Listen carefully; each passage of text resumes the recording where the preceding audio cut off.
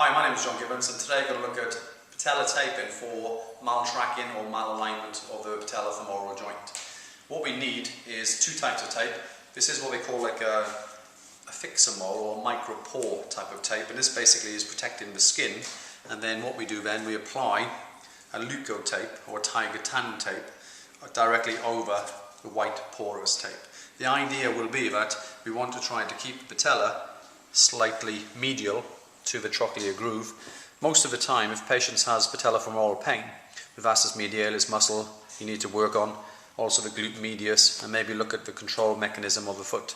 But this is very good at controlling the position of the knee short term to try to then instigate reactivation of the vastus medialis. So first of all, what we can do is have a leg in normal extension, and then just take the rough measurement of the fixamol tape. So we're going to have two of these, like so. And what we're going to do is just rip one end, like so, and just peel that back. And apply this. So we got the patella there. So we're going to go slightly inferior to the patella. I tend to angle that. No tension on this tape, so just stick that down. And the same again.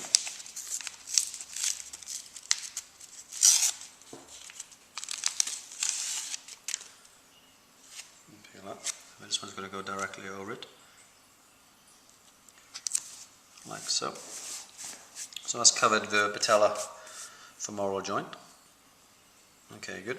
Then what we're going to do with the brown leuco tape, the first one is literally from the centre of the patella down to the MCL. So a small piece, rip the tape if you're able to, while trying to get it stuck. And then apply that directly onto the patella in the centre.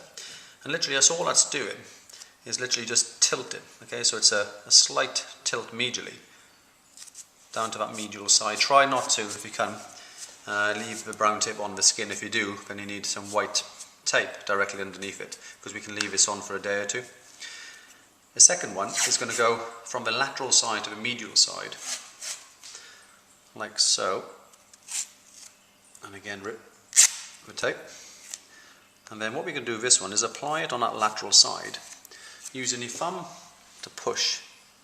So we're going to push the patella medially, and then lock down the position, and then you see a crease on that medial side. It's hard to know exactly how far, because the test would be the patients would walk up and down stairs, and if the tape is on, then we would leave it in that position.